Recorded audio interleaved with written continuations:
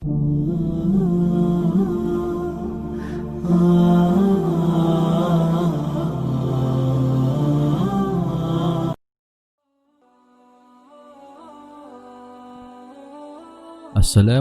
warahmatullahi wabarakatuh. Bismillahirrohmanirrohim. Salah satu azab yang sangat pedih tiba-tiba menimpa seorang warga negara Amerika. Karena perbuatan seralnya merobek-robek dan membakar Al-Quran, dia terkena penyakit yang sangat misterius. Hampir semua jari di kedua tangannya melepuh, membusuk, dan menghitam.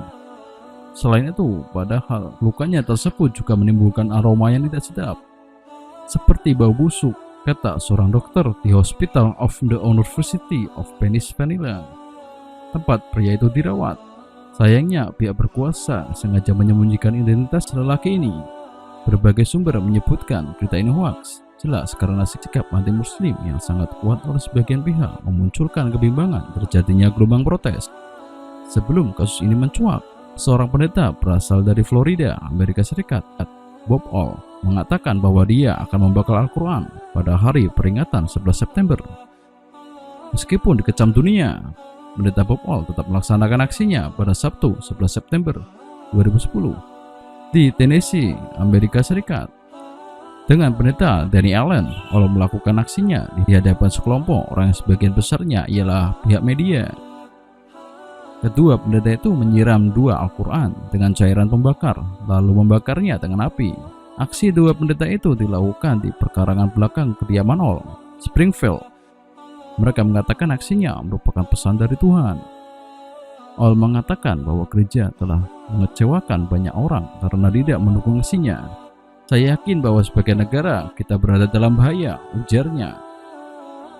Ini adalah buku berisi kebencian, bukan cinta, katanya sambil memegang Al-Quran sebelum kemudian membakarnya. Kedua pendeta itu lantas melakukan apa yang disebutnya sebagai demonstrasi damai. Dengan sedikit gagak gempita, 8 orang wartawan ikut menyaksikan aksi kedua rohaniawan gereja itu. Para demonstran yang tergabung dalam gerakan Stop Islamization of Norway atau disingkat SIAN berunjuk rasa di Kristiansand, Norwegia pada Sabtu pekan lalu.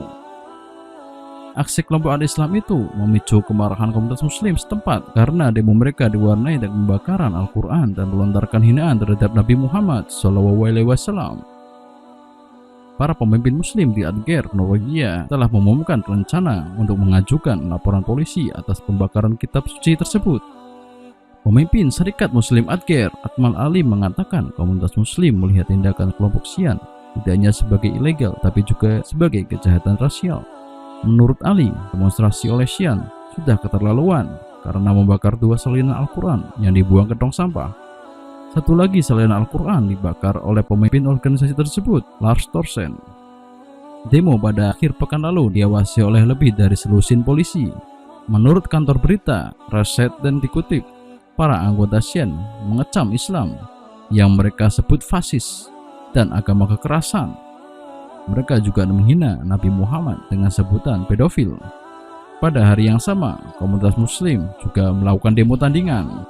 Aksi pembakaran kitab suci itu memicu kemarahan demonstran muslim. Beberapa demonstran muslim berhasil menyelinap melewati rintangan polisi dan menyerang Thorsen. Polisi menegaskan SIAN tidak mendapat izin untuk membakar Al-Quran, sehingga petugas polisi melakukan intervensi untuk menghentikan tindakan yang keterlaluan tersebut. Tindakan semacam itu kontroversial. Ada keterlibatan yang kuat, dan itulah mengapa kami tidak mengizinkan pembakaran secara terbuka, kata Kepala Polisi Asker, Morten Stutol, kepada ABC Nyheter. Menurut sebagian ulama, inilah latar belakang mengapa Nabi SAW melarang kaum muslimin membawa Al-Quran ke negeri kafir yang memusuhi Islam. Dikhawatirkan Al-Quran ini jatuh ke tangan orang kafir, kemudian mereka menghinanya. Ibnu Umar mengatakan bahwa Rasulullah SAW melarang sebagian safar dengan membawa Al-Quran ke negeri musuh. Hadis riwayat Ahmad. Mushaf yang tidak lagi dimanfaatkan untuk dibaca dikubur sebagaimana seorang muslim, dan orang Nasrani tidak boleh menyentuhnya. Ketika mushaf Al-Quran telah rusak dan usang, maka dia dikubur. Menurut riwayat Imam Ahmad, Imam Ahmad menyebutkan bahwa Abdul Jauza memiliki Al-Quran yang sudah usang. Kemudian beliau menggali tanah di tempat sholatnya dan menguburkannya di sana. Utsman meminta Hafsah untuk menyerahkan mushaf dari Umar untuk disalin, kemudian dikembalikan lagi ke Hafsah. Kemudian Hafsah mengirim mushaf itu ke Utsman. Lalu Utsman memerintahkan Zaid bin Sabit, Abdullah bin Zubair, Sa'id bin Al-As, dan Abdurrahman bin Harits bin Hisham. Mereka pun menyalin manuskrip itu. Lalu beliau mengirimkan ke berbagai penjuru daerah satu mushaf salinannya. Kemudian Utsman memerintahkan mushaf Al-Quran salinannya untuk dibakar. Hadis riwayat Bukhari.